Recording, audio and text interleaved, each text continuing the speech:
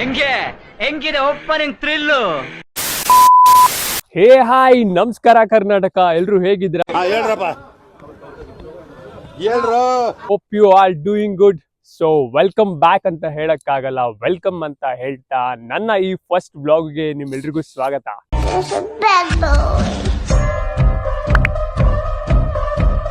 ನನ್ನ ಈ first vlog ಬಂದು ನನ್ನ ಬ್ಲಾಕ್ ಕ್ಯಾಟ್ ಅಂದ್ರೆ ಹಿಮಾಲಯನ್ 450 10,000 ಕಿಲೋಮೀಟರ್ಸ್ ಓನರ್ಶಿಪ್ ರಿವ್ಯೂ ಆಗಿರುತ್ತೆ.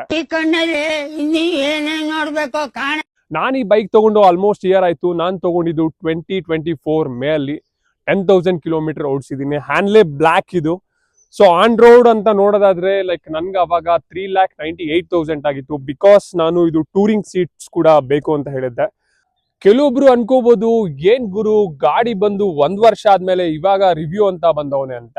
ಅಂತವ್ರಿಗೆ ಒಂದ್ ಮಾತು ಹೇಳಕ್ ಇಷ್ಟಪಡ್ತೀನಿ, ತಾಳಿ ಕಟ್ಟಿದ ತಕ್ಷಣ ಹೆಂಡತಿ ಏನಂತ ಅರ್ಥ ಆಗಲ್ಲ. ಹೆಂಡತಿ ಏನಂತ ಅರ್ಥ ಆಗ್ಬೇಕಂದ್ರೆ ಜೊತೆಲಿ ಸಂಸಾರ ಮಾಡ್ಬೇಕು.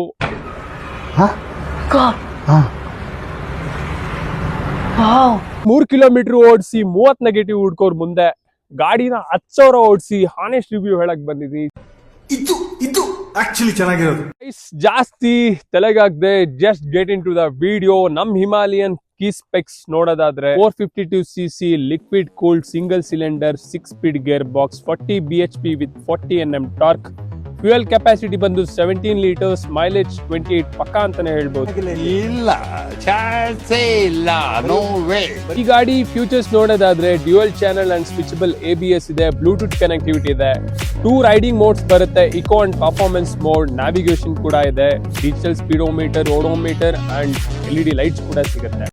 ಹಿಮಾಲಯನ್ 450 ತಗೋಬೇಕಾ ಬೇಡವಾ ಅಂತ ಕನ್ಫ್ಯೂಷನ್ ಇರೋರು ನನ್ನ ಕೇಳೋದಾದ್ರೆ ಎಸ್ ಅಂತಾನೆ ಹೇಳ್ತೀನಿ. ನನ್ ಮೇಲೆ ಆಣೆ ಇಟ್ಟೇಳು. ಯಾಕೆ ಅಂತಂದ್ರೆ ಇವಾಗಿರೋ 400 to 450 ಸೆಗ್ಮೆಂಟ್ ಇಲ್ಲಿ one of the best touring and off roading bike ಅಂತಾನೆ ಹೇಳ್ಬೋದು. So guys, power delivery, suspension, breaking, comfort ಅಂತ ಬಂದ್ರೆ ನೆಕ್ಸ್ಟ್ ಲೆವೆಲ್ ಅಲ್ಲಿ ಇದೆ ಅಂತಾನೆ ಹೇಳ್ಬೋದು. ನೋಡ್ತಾ ಇರ್ಬೋದು, ಬಿಲ್ಡ್ ಕ್ವಾಲಿಟಿ ಕೂಡ ಆಸಮ್ ಆಗಿದೆ. ಈ ಗಾಡಿಲಿ ನೆಗೆಟಿವ್ ಹುಡ್ಕೋದ್ರೆ ನಾನು ತುಂಬಾ ವಿಡಿಯೋಸ್ ಅಲ್ಲಿ ನೋಡಿದೀನಿ, ಗಾಡಿ ನಾನು ತಗೊಳ್ಳುವಾಗ ಪ್ರಾಬ್ಲಮ್ ಆಯ್ತು ಅಂತ ಹೇಳ್ತಾರೆ, ಅಂಡ್ ರೈಟ್ ಸೈಡ್ ಪುಲ್ ಆಗ್ತಾ ಇದೆ ಅಂತ ಹೇಳ್ತಾರೆ, ಅಂಡ್ ಫ್ಯೂ ಕಿಲೋಮೀಟರ್ಸ್ ಓಡಿಸದೆ ಅದಾದ್ಮೇಲೆ ಸ್ಟಾರ್ಟ್ ಆಗ್ತಾ ಇಲ್ಲ ಅಂತ ಹೇಳ್ತಾರೆ. ಗೈಸ್, ನಾನು ಹಾನೆಸ್ಟ್ ಆಗಿ ಹೇಳ್ತಾ ಇದ್ದೀನಿ, ನನ್ನ ಗಾಡಿ ಟಿಲ್ ನಾವು 9,678 ಕಿಲೋಮೀಟರ್ಸ್ ಓಡಿಸಿದ್ದೀನಿ. ಸಿಂಗಲ್ ಪುಷ್ ಸ್ಟಾರ್ಟ್ಗೆ ನನ್ನ ಗಾಡಿ ಸ್ಟಾರ್ಟ್ ಆಗುತ್ತೆ. ಹಾನೆಸ್ಟ್ ಆಗಿ ಹೇಳ್ತಾ ಇದ್ದೀನಿ, ಇದುವರೆಗೂ ನಂಗೆ ಯಾವುದೇ ಪ್ರಾಬ್ಲಮ್ ಬರಲ್ಲ. ಹೋಪ್ ಫ್ಯೂಚರ್ ಅಲ್ಲಿ ಕೂಡ ನನ್ನ ಬೇಬಿ ಇದೇ ತರ ಇರುತ್ತೆ ಅಂತ ಅನ್ಕೊಂಡಿದ್ದೀನಿ. ಗಾಡಿ ಕೊಟ್ಟಿರೋ ಹೆಡ್ಲೈಟ್ಸ್ ಅಲ್ಲಿ ಅಷ್ಟು ವಿಸಿಬಿಲಿಟಿ ಇಲ್ಲ, ನೀವು extra add ons ಮಾಡಿಸ್ಕೋಬೇಕಾಗತ್ತೆ.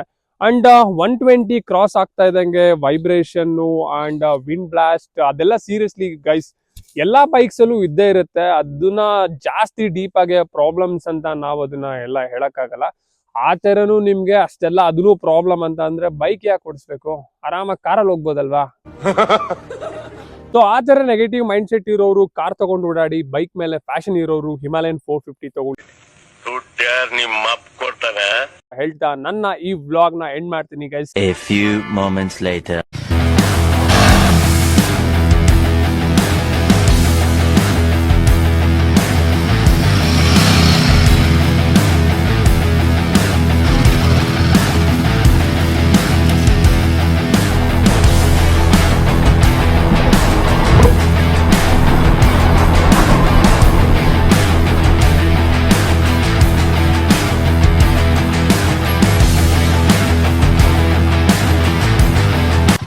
So guys, ಇನ್ನೊಂದು ಮೋಸ್ಟ್ ಇಂಪಾರ್ಟೆಂಟ್ ಥಿಂಗ್ ನಿಮ್ಮ ಹತ್ರ ಶೇರ್ ಮಾಡಬೇಕು. ಆಲ್ರೆಡಿ ಸಮ್ಮರ್ ಹತ್ರ ಬರ್ತಾ ಇದೆ, ನೋಡ್ತಾ ಇರ್ಬೋದು ಫಾರೆಸ್ಟ್ ಎಲ್ಲ ಎಷ್ಟು ಡ್ರೈ ಆಗಿದೆ ಅಂತ. ಸೊ ನನ್ನ ರಿಕ್ವೆಸ್ಟ್ ಏನಂತಂದ್ರೆ, ಪ್ಲೀಸ್ ದಯವಿಟ್ಟು ಸ್ಮೋಕ್ ಮಾಡಿ ಜಸ್ಟ್ ಹಾಗೆ ಬಿಸಾಕೋದಾಗಿರ್ಲಿ, ಮ್ಯಾಚ್ ಬಾಕ್ಸ್ನಾಗಿರಿ ಎಸೆದಾಗಿರ್ಲಿ, ಯಾರು ಮಾಡಬೇಡಿ. ಸೇಫ್ ಫಾರೆಸ್ಟ್, ಸೇವ್ ಅನಿಮಲ್ಸ್ ಅಂತ ಹೇಳ್ತಾ ನನ್ನ ಈ ಬ್ಲಾಗ್ನ ಎಂಡ್ ಮಾಡ್ತಾ ಇದ್ದೀನಿ. So please subscribe to my channel, ಹಾಗೆ ಲೈಕ್ ಮಾಡಿ.